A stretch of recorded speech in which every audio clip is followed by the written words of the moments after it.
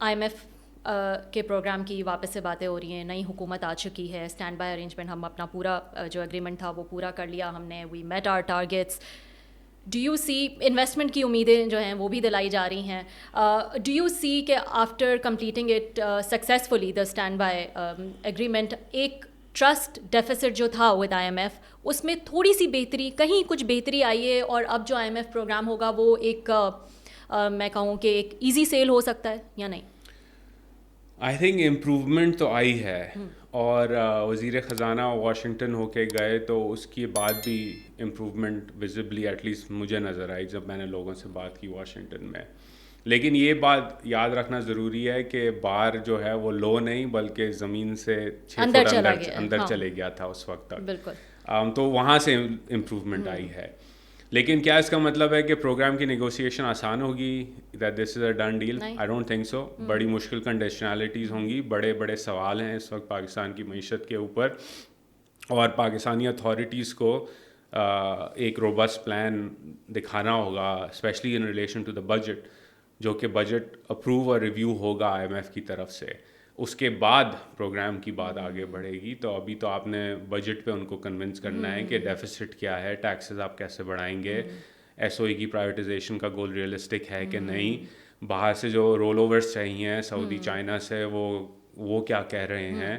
تو کافی ساری چیزیں اپ ان دی ایئر ہیں. I don't think it's gonna be as easy as Pakistani mainstream media is making it out to be. آپ نے taxes کی بھی بات کی اینڈ ریٹیلرز کے ٹیکس کی بات کی, پراپرٹی ٹیکس کی بات کی. سمجھتے سب ہیں, مجھے یاد ہے میری پہلی جو جاب تھی وہ بزنس پلس پہ تھی, and I was covering economy and all that, and تب بھی ہم کہتے تھے یہ tax to G D P ratio ہمارا کب بڑھے گا, یہ بڑھ جانا چاہیے, and that I am talking about like 15 years back, you know.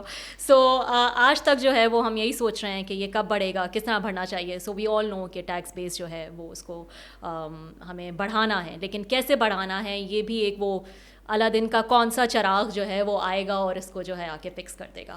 How is it going to work? So see again 9% کے آس پاس آپ کا tax to G D P ratio ہے. You probably need to be around 15% of G D P. تو 6 percentage points آپ نے gain کرنے ہیں. اب اس سسٹم کے اندر ہمیں اسٹرکچر کو سمجھنا ضروری ہے. پاکستان کے اسٹرکچرل نظام کے اندر اس وقت 3 سے 4 بڑے سیکٹرز ہیں جو نیٹ کے باہر ہیں. اس کے اندر آپ کی پروفیشنل سروسز انڈیویجولز آ جاتے ہیں, لائرز, ڈاکٹرز وغیرہ. اس میں آپ کے ایگریکلچرلسٹ آ جاتے ہیں. اس میں آپ کی پراپرٹی بیس آ جاتی ہے, اور اس کے اندر آپ کی ریٹیل اکانومی آ جاتی ہے. ایک out side of that domain بڑا حصہ ہے آپ کی انفارمل / illicit اکانومی کا, جو ایران اور افغانستان سے جڑی ہوئی ہے, جو کہ بہت بڑا چنک ہے آپ کی معیشت کا. اس پہ بعد میں آ جائیں گے. اب اس سسٹم کے اندر جو 3 بڑے چنکس ہیں وہ ہیں retail, property and agriculture. All 3 of them are very influential politically, اور کافی ٹائم سے انفلوئنشیل ہیں.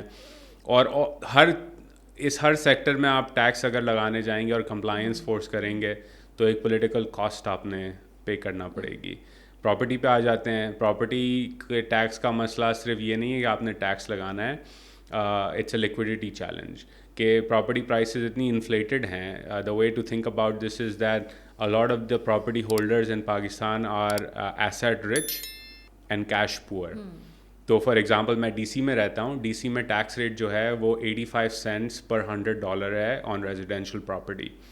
اگر وہ ریزیڈینشیل پراپرٹی ویکنٹ ہے, یعنی کہ میں نے خرید کے رکھ دیا ہے, رینٹ بھی نہیں کر رہا کسی کو, تو وہ ٹیکس بڑھ جائے گا $5 per 100. کیوں بڑھے گا؟ کیونکہ سرکار کا ویو یہ ہے کہ آپ پیسے صرف پارک نہیں کر سکتے ریئل اسٹیٹ میں. اگر آپ پارک کریں گے تو میں آپ کے اوپر اتنا ٹیکس لگاؤں گا کہ آپ کا کیش فلو افیکٹ ہوگا, جس کی وجہ سے آپ نہیں بیچنا پڑے گا. اگر آپ اس پراپرٹی کو خرید کے رکھیں گے ویکنٹ ڈی سی میں, اور اس پراپرٹی کو آپ مینٹین نہیں کریں گے, جو کہ ہوتا ہے پاکستانی پلاٹس میں, کراچی میں آپ چلے جائیں یا لاہور میں, کوڑا پڑا ہوا ہے یا چیزیں گرو ہو رہی ہیں اس پہ مینٹین بھی نہیں کرے, تو وہ $10 per 100 ہو جاتا ہے tax rate. Again same logic. اب پاکستان میں اتنے پلاٹس پڑے ہیں کروڑوں روپے کے, یہ جنریٹ تو نہیں کر رہے کیش, آپ نے کیش پارک کر دیا. اب اگر سرکار آ کے کہے گی کہ اس کی اسیسڈ ویلیو کا 10 سے 20% ٹیکس نکالو, وہ تو ہے نہیں آپ کے پاس کیش دینے کو, تو اب آپ نے کمپلائی کرنا ہے تو you have to sell some of your property.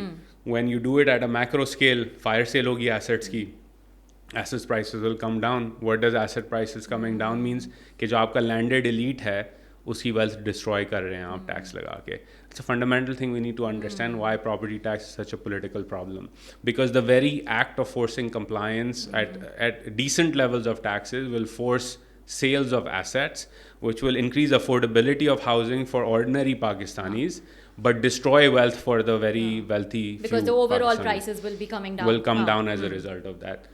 You'll run into a political problem, and of course it's associated with the establishment and very wealthy, very influential people on the civilian side as well.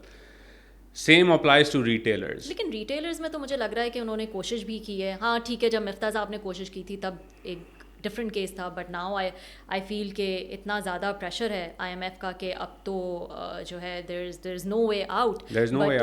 لیکن جب retailers کو register کرانے کی کوشش کی, I think some app also came up, but that was a failure too. That's what I am seeing. تو اب failure اس لیے ہے کیونکہ ریٹیلرز نو کہ آپ کیرٹ کے تھرو تو ایپ بنا کے تو نہیں کروا سکتے, تو آپ نے ڈنڈا چلانا ہے. اب آپ ڈنڈا چلائیں گے تو پنجاب میں پروٹیسٹ ہوگا, سندھ کے شہروں میں پروٹیسٹ ہوگا.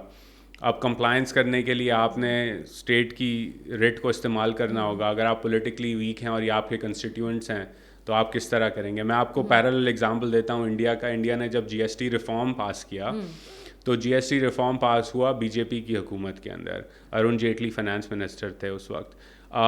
بی جے پی کا کور voter base is a trader, لیکن بی جے پی نے کہا ہم پھر بھی ٹیکس لگائیں گے, and there was a lot of اپرور about, not a lot, significant اپرور about it. لیکن بی جے پی لیجیٹمیسی ڈرا کرتی تھی الیکٹورل پروسیس کے تھرو, اور انہوں نے ان کی اور بھی ووٹنگ کنسٹیٹوئنسیز تھیں, تو انہوں نے آرگیو کیا, پرائم منسٹر نے آرگیو کیا, فائنانس منسٹر نے آرگیو کیا, جو خود الیکشن جیت کے آتے رہے, ٹیکنوکریٹ نہیں تھے بائی دا وے, کہ یہ ضروری ہے اور یہ ملک کے لیے ضروری ہے, اور اس کے اوپر اگر ہم تھوڑا سا پولیٹیکل کیپٹل اپنا ایکسپینڈ بھی کریں گے تو ہمیں اور ملے گا, کیونکہ سرکار کے پاس پیسہ آئے گا, وہ ہم انفراسٹرکچر میں انویسٹ کریں گے, ایز آف ڈوئنگ بزنس میں انویسٹ کریں گے, تو باقی کنسٹیٹیوئنٹس خوش ہوں گے. تو پولیٹیکل ول جو ہے وہ اس وقت پولیٹیکل ول نہیں ہے آپ کے پاس اس کے لیے. ایگریکلچر پہ سیم ہے کہ آپ کی ایک لینڈیڈ کلاس ہے جو پارلیمان میں بیٹھی ہے, ان سے آپ کروائیں گے پاس ایگریکلچر ریفارم, ٹیکس کا بل نہیں ہو سکتا. تو وہ مطلب اگر میں 15 سال پہلے بھی یہ انتظار کر رہی تھی tax to G D P improve ہونے کا, وہ آگے اور 15 سال جو ہے وہ ہمیں لگتا ہے پولیٹیکلی مشکل ہے. These are not economic issues any more, these are political issues. But you think there are capacity issues too, کہ مطلب ہمارے پاس اتنی کیپیسٹی ہی نہیں ہے, وہ لوگ ہی نہیں ہیں جو یہ کام کر سکیں. شبر زیدی صاحب سے بات کیا جائے تو وہ تو پورا آپ کو یہی ایک گرم پکچر دے دیں گے کہ ہمارے پاس تو لوگ ہی نہیں ہیں جو کام کر سکتے ہیں. بالکل کیپیسٹی کنسٹرینٹ ہیں, لیکن اس کا مطلب یہ نہیں کہ آپ ماحول چینج نہیں کر سکتے. بڑا سمپل سا ایگزامپل ہے, پاکستان میں لاکھوں لوگ ہر سال عمرے اور حج پہ جاتے ہیں. آپ ذرا کسٹمز کے اندر ہی تھوڑی سی کیپیسٹی, آپ کو 20 سے زیادہ لوگ نہیں چاہیے ہر ایئرپورٹ پہ, تو ٹوٹل کتنے ہو گئے؟ 3 بڑے ایئرپورٹ ہیں, کراچی, لاہور, اسلام آباد. سپوز کریں کیومولیٹیولی 100 آپ کو آفیسر چاہیے سول سروس کے, جو اس ایئرپورٹ پہ کھڑے ہیں اور وہ کہیں گے سر آپ عمرے حج پہ جا رہے ہیں؟ جی بالکل جا رہے ہیں. پاسپورٹ اسکین کریں, NTN نمبر آپ کے پاس ہے, سر آپ نے ٹیکس نہیں دیا ہوا. آپ نے اگر ٹیکس نہیں دیا ہوا اور آپ 20 دن کے لیے عمرہ حج پہ جا رہے ہیں لاکھوں روپے خرچ کر کے, تو پیسہ کہاں سے آیا؟ ماحول چینج ہو جائے گا نا اچانک سے ملک کے اندر. سم کارڈس کی بلاکیج سے یہی کام کرنے کی کوشش کر رہے ہیں, right. I think you have to enforce the writ of the state. اور میں ایگزامپل دیتا ہوں, because I love playing medieval strategy games, Age of Empires type, کہ ان گیمز میں اور ہسٹوریکلی بھی کسی بھی میڈیول سسٹم کے اندر سب سے 2 خطرناک جو لوگ ہوتے تھے, وہ ڈسٹرکٹ کمانڈر ہوتا تھا فوج کا, اس سے امپورٹنٹ بندہ ہوتا تھا tax collector. Usually tax collector کے پیچھے ڈسٹرکٹ کمانڈر آتا تھا, کہ وہ ٹیکس کلیکٹر آتا تھا پیسے لینے کہ آپ کا اتنا بنتا ہے, دی emperor wants their share.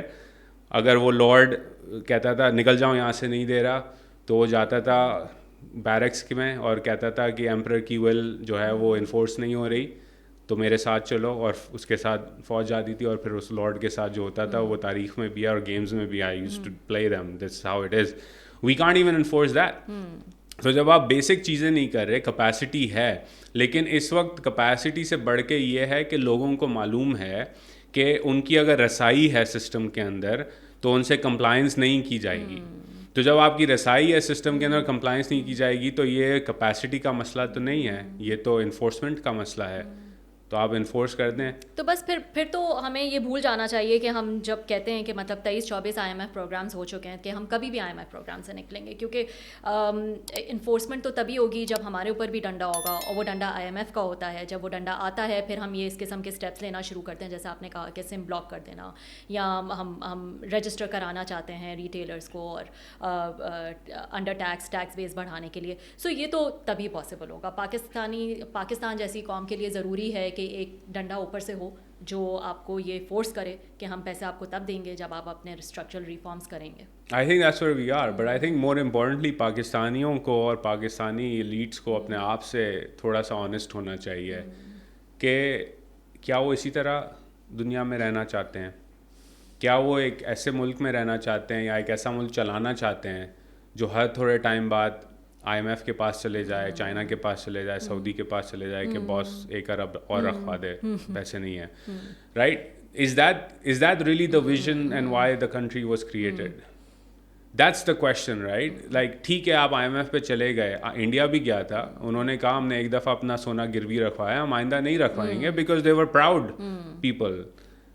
We claim to be proud people, لیکن ہماری حرکتیں تو پاکستان میں پراؤڈ لوگوں کی نہیں ہیں. تو سوال اصل یہ ہے کہ کیا آپ اس ملک کو 250 ملین لوگوں کے ملک کو, جس کی آدھی سے زیادہ آبادی جو ہے وہ 35 سال کے نیچے کی عمر کی ہے, جو ایمبیشنز رکھتے ہیں, کچھ دیکھنا چاہتے ہیں, دنیا ان سے آگے جا رہی ہے, کیا ہم یہی کرنا چاہتے ہیں اگلے 5-10 سال؟ کیونکہ دنیا تو قرضے دینے کو تیار نہیں ہے ایکسیپٹ ان ون کنڈیشن, جب آپ جیو پولیٹیکل کمپرومائزز کریں گے, which people also don't like here anymore. تو اب آپ نے اپنے اندر دیکھنا ہے کہ do we really want to sustain this system in the way it operates? And I think broadly speaking Pakistani سے the answer is no. تو پھر آپ اصلاح کریں, ریفارم کریں.